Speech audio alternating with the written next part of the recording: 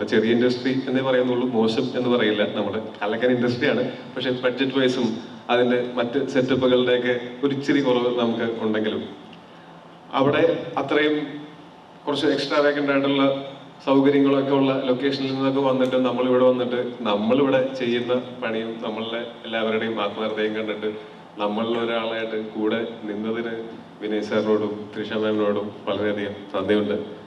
പ്രത്യേകിച്ച് വിനയ് സാറും ഞാനും ഈ സിനിമ ഞങ്ങൾ ഫോറൻസിക് എന്നുള്ള സിനിമയുടെ കാസ്റ്റിംഗ് ക്രൂ കുറെ പേര് ഇതിനകത്തുണ്ട്. അപ്പോൾ ഓൾറെഡി സുഹൃത്തുക്കളായിരുന്ന ആൾക്കാർക്ക് കൂടുതൽ സൗഹൃദങ്ങൾ ഉണ്ടാവാനായിട്ടും കൂടുതൽ ആ സൗഹൃദങ്ങൾക്ക് ആഴം കൂടാനായിട്ടും പിന്നെ പുതിയ ഇതുപോലുള്ള നല്ല സൗഹൃദങ്ങൾ ഉണ്ടാകുവാനായിട്ടും ഈ സിനിമ കാരണമായിട്ടുണ്ട്.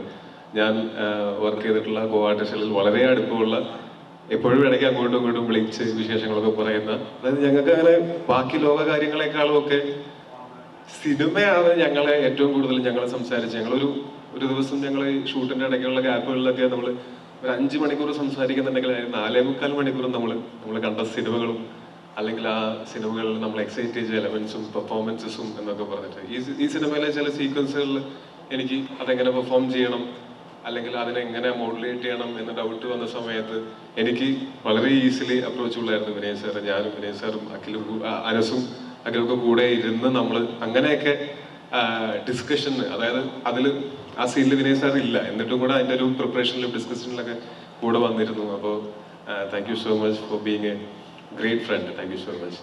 And a great co-artist.